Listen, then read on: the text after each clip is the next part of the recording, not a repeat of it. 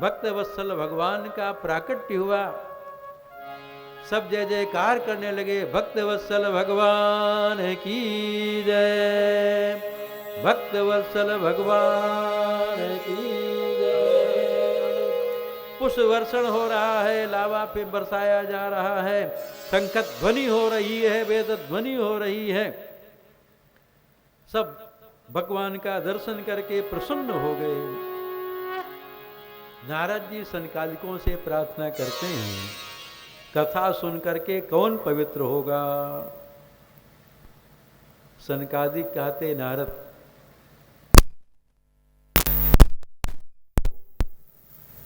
पांच पापों को करने वाले को उग्र पापी कहा गया है। एक तो गाय का वध करना, दूसरा ब्राह्मण का वध करना, तीसरा चोरी करना और चौथा मदिरा पान करना। ये चार तो पाप हो गए। और पांचवा है इनका साथ देने वाला। कोई कहे महाराज हम ये सब पाप नहीं करते, न गोवध किए, न ब्राह्मण का वध किए, न चोरी करते, न मदिरा पान करते, लेकिन ऐसे लोगों के साथ में चले जाते हैं। तो जो पाप करने वाले को लगता है वही साथ देने वाले को भी लगता है। से सावधान रहना चाहिए ऐसे व्यक्तियों से। इन पांचों प्रकार के पापों को करने वाला उग्र पापी भी यदि श्रीमद् भागवत सप्ताह कथा सुन ले तो उसके सारे पाप नष्ट हो जाते हैं। पंचोग्र पापास छल छद्मकारिण क्रूरा पिशाचा इव निर्दयाश्च ब्रह्मस्य पुष्टा व्यभिचारकारिण सप्ताह यज्ञेन कलो पुनन्ति ते। उदाहरण में आत्मदेव जी की कथा सुनाते हैं। 8 बज गया, जल्दी कर दें। 8 बज गया है, जल्दी कर देते हैं, विस्तार नहीं करेंगे। आत्मदेव जी की कथा सुनाते हैं। तुंगभद्रा नदी के किनारे आत्मदेव नाम के ब्राह्मण थे, बड़े अच्छे थे। उनकी पत्नी का नाम था, सब लोग जानता है, क्या नाम था नहीं बताएंगे, हमको ही कहना पड़ेगा। अच्छा, धुंधली नाम था। चलो भाई, धुंधली नाम था। धुंधली घर का काम करने में बड़ी कुशल थी, जल्दी कर लेती थी। उसको लड़ाई झगड़ा बहुत पसंद था। पड़ोस में जा कर के लड़ाई भी कर लेती थी। उनके कोई संतान नहीं थी। बहुत वो प्रयास किए संतान की प्राप्ति के लिए, गोदान किए, भूमि दान किए, सोना दान किए, अन्न दान किए, लेकिन किसी भी उपाय से उनके यहाँ संतान हुई नहीं। गोभू हिरण्यवासांसी दीनभ्यो यक्षता सदा धनार्थम धर्मार्गेण ताभ्याम नीतम तथापि च। लेकिन न कोई पुत्र हुआ और न कोई पुत्री हुई। तो ब्राह्मण आत्मदेव विचार करते, देखो कितना बड़ा पापी हूँ मैं। गांव वाले भी हमारी निंदा करते हैं कि ब्राह्मण कुल में जन्म होने के बाद इसको कोई संतान नहीं है, तो लगता है कि कहीं जंगल में जा कर के मर जाऊं। ऐसा विचार करके जंगल में चला गया। रो रहा था, दुखी था। एक सन्यासी जी आए, नदी में जल पिए, पीपल के वृक्ष के नीचे जाके बैठ गए। आत्मदेव सन्यासी के पास में आया, दुखी था। सन्यासी पूछते, क्यों दुखी हो? कहता, हमारे समान कोई पापी नहीं होगा। सन्यासी कहते, क्या बात है? कहता, मेरे कोई संतान नहीं है। मैं अपने पितरों को जब जल देता हूँ, पितर जल को स्वीकार नहीं करते, जल गर्म हो जाता है। वृक्ष लगाता हूँ, उसमें फल नहीं आते। गाय पालता हूँ, वो भी बांझ हो जाती है। मेरे कोई संतान नहीं है। सन्यासी उसके भाग्य रेखा को देखे और कहते हैं, देखो ब्राह्मण, इस जन्म में तुम्हारे संतान नहीं है, अगले 7 जन्म में तुम्हारे भाग्य में संतान का योग नहीं है। सप्त जन्मावधि तव पुत्रो नैव च नैव चा। इसलिए पुत्र की आशा छोड़ करके भगवान का भजन करो। पुत्र से ही कल्याण नहीं होता। राजा सगर के 60,000 पुत्र थे तो उनसे उनको सुख नहीं मिला। हाँ? भगवान कपिल भस्म कर दिए उनको।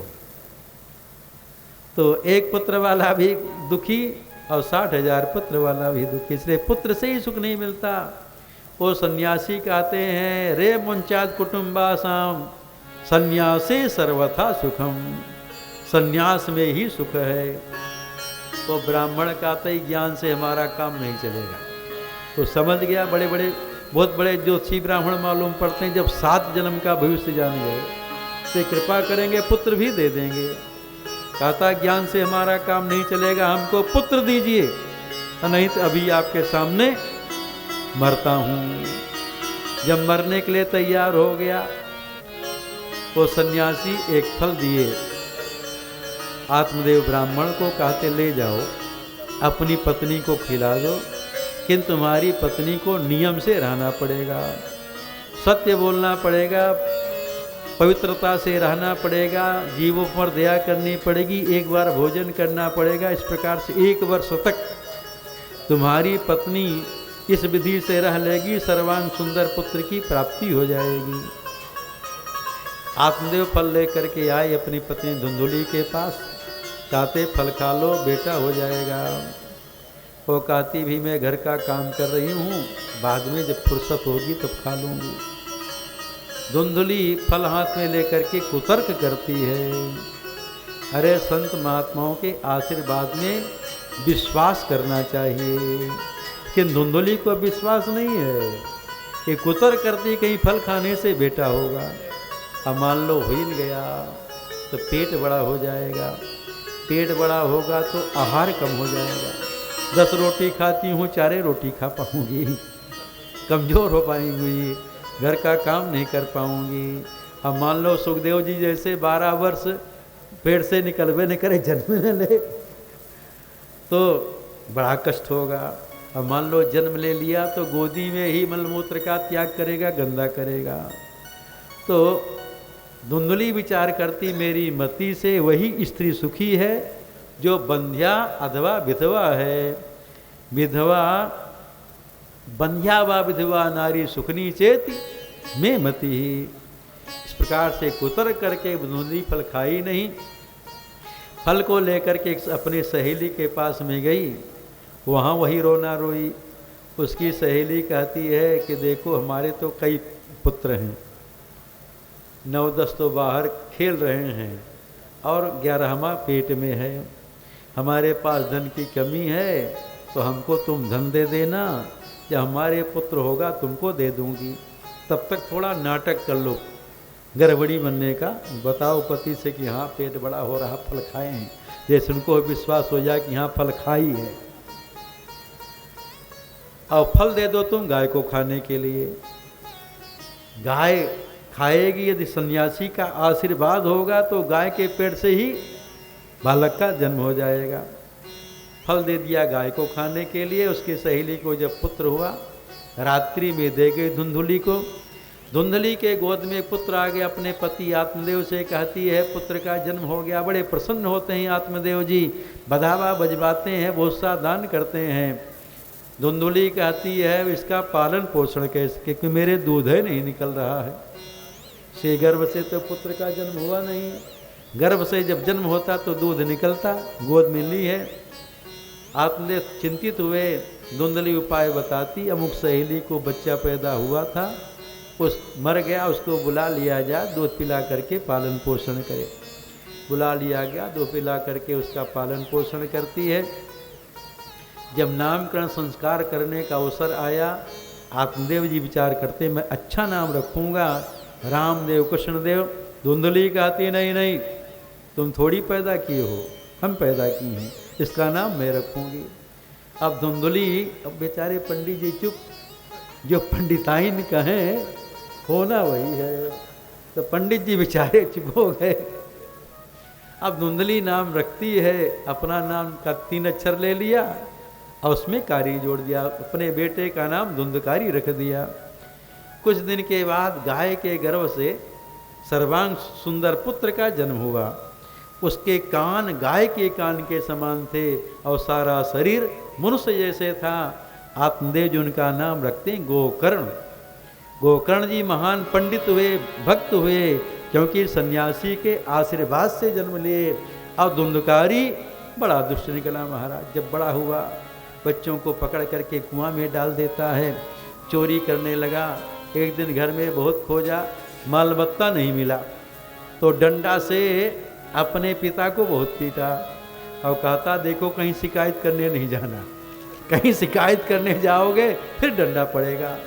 अब आत्मदेव जी अर्धरात्रि में कमरा बंद करके रो रहे थे।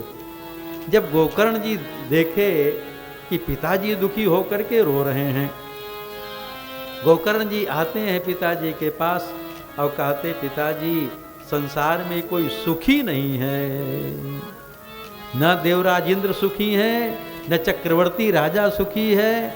सुखी तो वही है जो एकांत में निवास करता है, जंगल में हो चाहे कहीं अकेले रहता है, संसार के प्रपंच से दूर रह करके जो भगवान का भजन करता है वही सुखी है। नहीं भले साधु महात्मा हो ही जाए, अब प्रपंच में दिन भर लगा हुआ है वो भी सुखी नहीं है। सोची जति प्रपंचरत विगत विवेक विराग। वो जति सन्यासी सोचनी है जो प्रपंच में लगा हुआ है, तो सुखी वही है जो विरक्त वेश धारण करके एकांत में जीवन व्यतीत करता है, भगवान का भजन करता है। न चेन्द्रस्य सुखम किंचिन न सुखम चक्रवर्तिनः सुखमस्ति विरक्तस्य मुनेरेकांत जीविनः। गरीब कहे धनवान सुखी, धनवान कहे सुख राजा कुभारी, राजा कहे चक्रवर्ती सुखी, चक्रवर्ती कहे सुख इंद्र कुभारी, इंद्र कहे चतुरानन सुखी, ब्रह्मा कहे सुख शंकर कुभारी, मानिक दास विचारी कहे हरि भक्ति बिना सब जीव दुखारी। संत मानिक दास जी कहते हैं कि भगवान की भक्ति के बिना संसार के जितने भी जीव हैं वो सब दुखी हैं। गोकर्ण जी उपदेश करते हैं अपने पिताजी को कि पिताजी ये जो शरीर है इसके अंदर में हड्डी है, मांस है, रुधिर है, मेद है, मज्जा है, सप्त धातुएं हैं और ऊपर से चमड़ी से ढक दिया गया है। इसको अपना नहीं मानना चाहिए, इसमें अहम बुद्धि नहीं होनी चाहिए कि शरीर अपना है, ऐसा नहीं सोचना चाहिए। देहे स्थिमांस रुधिरे विमतिम त्यजत्वम, ये अपना है ऐसी मति त्याग दें। ये शरीर अपना नहीं है, हम सब अपने तो मानते शरीर है, लेकिन साथ में जाता है क्या? क्यों आचार्य जी साथ में नहीं जाता ना, तो कैसे अपना? तो जब शरीर ही अपना नहीं है, इससे हम जो संबंध जोड़ते हैं, ये हमारी पत्नी है, हमारे बेटे हैं, हमारी बहू हैं, हमारे नाती पोता हैं, वो अपने कैसे होंगे? ये तो जगत व्यवहार है, कोई अपना नहीं है। इसलिए गोकर्ण जी कहते हैं कि पिताजी पत्नी अब बच्चों से ममता को छोड़ दें। देहे स्तिमांस रुधिरे विमतिम त्यजत्वं, जाया सुतादुस्सदा ममतां विमुञ्च, पश्यानिशं जगदिदं क्षणभङ्गनिष्ठं, वैराग्य राग रसिको भव भक्तिनिष्ठ। से पत्नी या पुत्रों में ममता नहीं होनी चाहिए। जब शरीर हमारा नहीं है तो जिनसे हम संबंध जोड़ रहे हैं वो हमारे कैसे होंगे? इसलिए ममता त्याग देना चाहिए। ममता ही करना है तो राम जी से ममता कर लीजिए। केवल भगवान ही हमारे हैं और दुनिया में मेरा कोई नहीं होगा। ये ममताम विमुंच, ये ममता छूटे कैसे, उपाय बता रहे हैं ममता छोड़ने का। कि ऐसा देखें जो संसार है ये क्षण भंगुर है, ये नाशवान है, एक एक क्षण में नष्ट हो रहा है। तो जब नाशवान संसार को देखेंगे तो उससे प्रेम नहीं होगा महाराज। सोचेंगे तो सब नाशवान है। पश्यानिशम जगदिदम क्षण भंग निष्ठम, ये क्षण भंगुर है। क्षण भंगुर जीवन की कलिका, कल प्रात को जाने हिली न खिली। मलयाचल की सुच शीतल मंद, सुगंध समीर हिली न हिली। कलिकाल कुठार लिए फिरता, तरनम्र से जोट झिली न चिली। बजले सिया राम हरि रसना, फिर अंत समय में हिली न हिली। इसलिए क्षण भंगुर है शरीर संसार। श्री बैराग राग के रसिक बन जाओ, आप कोरे बैरागी मत बनो, भक्ति निष्ठ हो जाओ, भक्त बन जाओ। भक्त बन करके भगवान की शरण में होकर सभी सामान्य धर्मों को छोड़ करके जो विशेष धर्म है भगवान की शरणागति, भगवान की शरण में हो करके अब भगवान का भजन करे। धर्मं भजस्व सततं त्यज लोक धर्मान्, सेवस्य साधु पुरुषान् जय काम तृष्णाम्। अन्यस्य दोष गुण चिंतन मास मुक्त्वा, सेवा कथा रस महो नितराम पिबत्वम्। संतों की सेवा करें, न किसी का दोष देखे न गुण देखे। गोकर्ण जी उपदेश के अपने पिताजी को, आत्मदेव जी घर से निकल गए और जंगल में जाकर के नित्य श्रीमद् भागवत महापुराण के 10वां स्कंद का पाठ करते हुए भगवान को प्राप्त कर लिए। गोकर्ण जी तीर्थ यात्रा करने के लिए चले गए। धुंधकारी एक दिन अपनी माई धुंधली को ही बहुत पीटा। धुंधली दुखी होकर के सूखे कुएं में गिर के मर गई। धुंधकारी स्वतंत्र हो गया, 5 वेश्याओं को ला करके घर में रख लिया। अब है तो ब्राह्मण कुल में जन्म हुआ है, ब्राह्मण है, लेकिन सब प्रकार के पापों को करने लगा। चोरी भी करता है, वेश्यागमन करता है, मदिरा पान करता है, सब करता है। एक दिन बहुत सा धन चुरा करके लाया। धुंधकारी खटिया में सो गया था। वेश्याएं विचार करती, लगता राजा के यहाँ से धन चुरा करके लाया है, कहीं राजा को पता लगा तो भी पकड़ा जाएगा, हम भी पकड़ी जाएंगी, इसको मार देना उचित है। तो जिन वेश्याओं से प्रेम करता था महाराज, कमा करके लाए के खिलाता पिलाता था, वही वेश्याएं उसके गले में फांसी का फंदा लगा दी और मिल करके खींची, फांसी लगाई, लेकिन धुंधकारी के प्राण निकल नहीं रहे थे। अतिशय पापी के प्राण जल्दी निकलते नहीं। बड़ा कष्ट होता है प्राण निकलते समय, जल्दी निकल जाए तो कष्ट ही नहीं होगा महाराज। जन्मत मरत दोषा दुख होई, बड़ा कष्ट होता है। थोड़ा गला सांस रोक के देखो, छटपटाएंगे, नाक छोड़ देंगे तुरंत है। तो प्राण निकल नहीं रहे थे। वेश्याएं क्या करती, जलता हुआ लुआठी लाई और उसके मुंह में ठोंसी, या अंगारा ठोंसी, धुंधकारी के प्राण निकले। धुंधकारी मर करके बहुत बड़ा प्रेत हो गया। कई वर्षों के बाद जब गोकर्ण जी तीर्थ यात्रा करके वापस आए, रात्रि में अब घर एकदम वीरान जंगल जैसे हो, जैसे पंडित जी कह रहे थे, हम तो गोंडा में रहते हैं, यहाँ जंगल जैसे हो गया था। साफ कराए तभी तो रास्ता बराबर नहीं है, बिछा तो है लेकिन चले तो लगता है कहीं इधर उधर पैर हो तो गिर ही जाएगा। बहुत कोमर कोई कमज़ोर बूढ़ा हो तो गिर ही जाएगा महाराज, ऊंचा नीचा है तो जहाँ न रहे तो जंगल जैसे वही जाता है। गोकर्ण जी अपना थोड़ा स्थान साफ किए, आसन लगाए।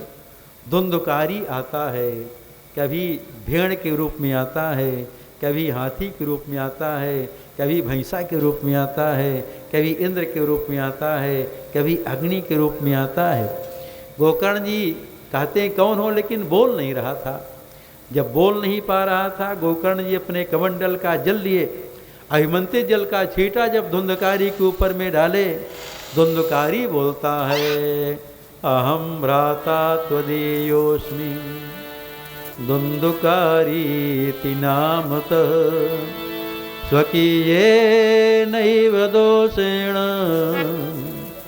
ब्रह्मत्वं नाशितं मया। तुम्हारा भैया धुंधकारी हूँ हे गोकर्ण भैया, अपने ही पाप के कारण, दोष के कारण मैं ब्राह्मणत्व को नष्ट कर दिया और मर करके भैया बहुत बड़ा प्रेत हो गया हूँ, बड़े कष्ट में हूँ, 10 दिशाओं में दिन रात दौड़ता रहता हूँ, भूख बहुत लगती है लेकिन मुंह के अंदर कुछ जाता नहीं, प्यास लगती है लेकिन पानी नहीं पी पाता, बड़े कष्ट में हूँ भैया कल्याण करो। गोकर्ण जी कहते हैं हमको पता लग गया तुम मर गए, तो मैं गया में जाकर के श्राद्ध कर दिया, तुम मुक्त नहीं हुए। कहता भैया गोकर्ण तुम सैकड़ों बार जा करके गया में श्राद्ध करो, लेकिन गया श्राद्ध से हमारी मुक्ति नहीं होगी। गया श्राद्ध सते नापि मुक्तिर्मे न भविष्यति उपायम परम कंचित त्वं विचारय सांप्रतम। और उपाय करो। गोकर्ण जी ब्रह्म मुहूर्त में अपना स्नान कर लिए और नियम भजन किए। सूर्योदय हुआ, भगवान सूर्य से प्रार्थना करते हैं, हे भगवान सूर्य, हे सूर्य नारायण, मेरे भैया धुंधकारी के मुक्ति का उपाय बता। में भगवान सूर्य बोल पड़े हो, गोकर्ण जी बड़े भक्त हैं ना, तो भक्त से भगवान बोल पड़ते हैं। भगवान सूर्य वहाँ से बोल पड़े और कहते गोकर्ण जी अरे धुंधकारी की मुक्ति के लिए श्रीमद् भागवत सप्ताह कथा सुना दीजिए, कथा सुन करके मुक्त हो जाएगा। श्रीमद् भागवतान मुक्ति ही सप्ताहम वाचनम कुरु यत सूर्य वचा सर्वैर धर्म रूपम तो विश्रुतम। सवेरा हुआ, गांव वाले आए, देखो गोकर्ण जी बैठे थे। कहते रात में आप यहीं रहे, धुंधकारी नहीं आया। हम सब तो जब से धुंधकारी मरा है रात में अंधेरा होते दरवाजा के बाहर निकलते नहीं तो लग जाता है, आप रात में ही रहे। गोकर्ण जी कहते हाँ यहीं रहे। देखिए भगवान का भक्त भूत प्रेत से नहीं डरता, इस बात से डरता कि हमको भगवान का विस्मरण न हो जाए, क्योंकि भगवान का विस्मरण ही सबसे बड़ी विपत्ति है। हनुमान जी महाराज कहते हैं भगवान को भूलना ही सबसे बड़ी विपत्ति है। काय हनुमंत विपत्ति प्रभु सोई, हनुमंत विपत्ति प्रभु सोई।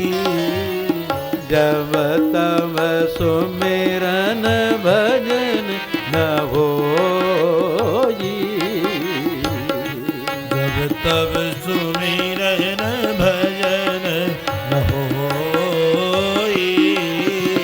तो भक्त इस बात से डरता कि हमको भगवान का विस्मरण न हो जाए। हाँ, भक्त हनुमान चालीसा का पाठ करता, उसके पास भूत प्रेत आएंगे। भूत पिशाच क्या है? भूत पिशाच निकट नहीं आवे, महावीर जब नाम सुनावे। हनुमान जी का नाम लेते ही प्रतवा पहले से भाग जाएगा महाराज, हवा हो जाएगा, आएगा ही नहीं।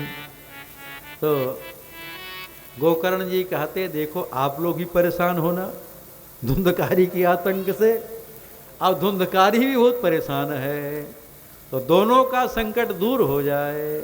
उपाय है श्रीमद् भागवत सप्ताह कथा। तो हम तो सन्यासी हैं, कथा कहना जानते हैं, लेकिन व्यवस्था हम कर नहीं पाएंगे। व्यवस्था आप सबको करना पड़ेगा।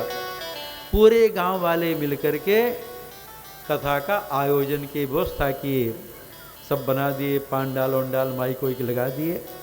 व्यासासन में बैठ करके गोकर्ण जी कथा प्रारंभ करते हैं। धुंधकारी आया कथा सुनने के लिए, लेकिन प्रेत का जो शरीर है उसमें हवा ज़्यादा होती है और हम सबके शरीर में मिट्टी ज़्यादा है।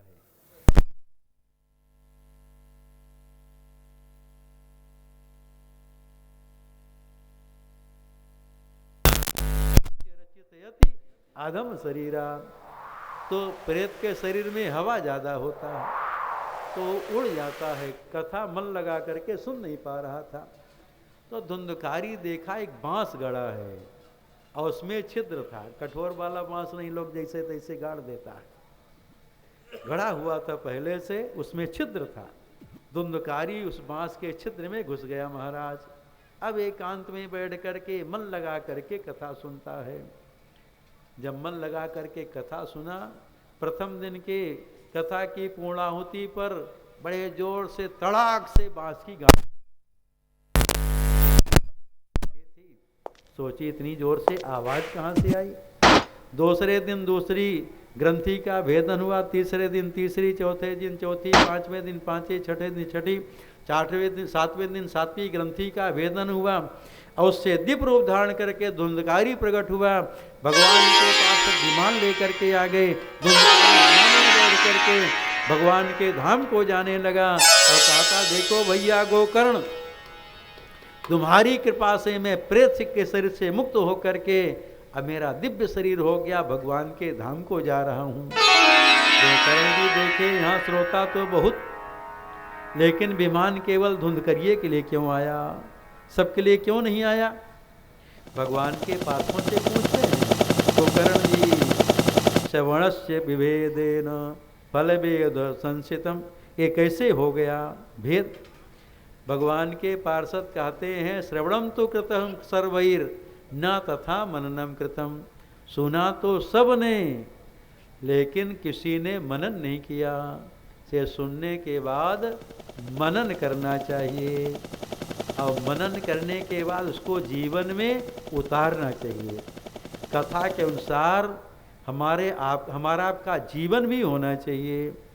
से कथा सुनने के बाद जो कथा सुना जब रात में जाए सोवे तो उसका चिंतन करते मनन करते करते सोवे, तब कल्याण होगा। गोकर्ण जी द्वारा फिर कथा सुनाए। इस बार जितने भी श्रोता थे सब बड़े प्रेम से कथा सुने। जब प्रेम से कथा सुने, कथा सुन करके मनन भी किए। ये नहीं कि यहाँ से जाए तो खा पिए में जुड़ जाए, कथा को भूल जाए। जाए तो सोते समय याद करे कौन सी हम कथा सुने हैं, अब व्यास जी क्या उपदेश किए, उपदेश के अनुसार अपना आचरण भी होना चाहिए।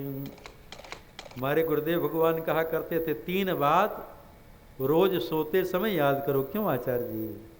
3 बात सोते समय रोज याद करो। जाना यहाँ से निश्चित है, कब जाना है हमको पता नहीं है, तो निश्चित जाएंगे तो क्या लेकर के जाएंगे। तो जब कथा सुनो तो सोचो, हम नहीं कहेंगे क्या लेकर के जाएंगे, फिर बताएंगे, विलम्ब हो रहा है। तो जो कथा सुने उसको मनन करे। तब जैसे गैया भैंसी को भूसा सानी खिला दिया और जब बैठती है तो चबाती रहती कि नहीं? क्यों चबाती रहती ना। बंदर वो पहले आया तो भर लेता है पूरा, बंदर भी भर लेता है पूरा, रोटी वोटी मिला नहीं भर लिया और फिर धीरे धीरे निकाल करके चबाता रहा। तो जैसे एक बार कान से सुन लिया और अंदर उसको फिर मनन करना, चिंतन करना चाहिए। पुनः गोकर्ण जी कथा का आयोजन, इस कथा में जितने भी श्रोता थे सब मन लगा करके कथा सुने। कथा की पूर्णाहुति पर जितने भी श्रोता थे सबके लिए भगवान के पास विमान लेकर के आ गए और सब का दिव्य स्वरूप शरीर हो गया। सब विमान में बैठ कर के सीधे भगवान के धाम को चले गए। उदाहरण देते हैं, अयोध्यावासिनः पूर्वं यथा रामेण संगताः तथा कृष्णेन ते नीता गोलोकं योगी दुर्लभम। सब श्रोता भगवान के धाम को गए। साक्षात भगवान श्री कृष्ण का प्राकट्य हुआ और गोकर्ण जी को अपनी भुजाओं से पकड़ करके हृदय से लगा लेते हैं। कहते देखो गोकर्ण तुम बड़े परोपकारी संत हो, इतने जीवों को मेरी कथा सुना करके मेरे धाम की प्राप्ति करा दिए। और भगवान गोकर्ण जी को उसी शरीर से गोलोक धाम ले गए। कथा की विधि है, वक्ता कर सोए फलहार रह करके कथा सुने, चाहे दूध पी के घी पी करके कहा लिखा है। यहाँ अंत में लिखा है भी लिखा है उपवास करने से यदि शरीर स्वस्थ नहीं रहता तो भोजन करो। भोजनं तु वरम मन्ये कथा श्रवण कारकम नोपवासो वरः प्रोक्तः कथा विघ्न करो यदि। तो जैसे शरीर ठीक रहे, कुछ लोग दिन में फलहार कर लेता है, रात में भोजन कर लेता है। धुंधकारी तो कुछ न खाया न पिया महाराज, एकदम व्रत किया तब विमान आया चला गया सीधे। लेकिन हम सब नहीं कर पाएंगे, कोई बात नहीं, कथा प्रेम से सुने। कथा में इतना रस है, ऐसा रस कहीं भी नहीं है, न सत्यलोक में, न वैकुंठ में, न कैलाश में, कहीं ऐसा रस नहीं है जो कथा में रस है। इसलिए हमेशा कथामृत का पान करना चाहिए। कथा के अंत में कीर्तन हुआ, उस बड़ा अद्भुत कीर्तन हुआ, अलौकिक कीर्तन हुआ।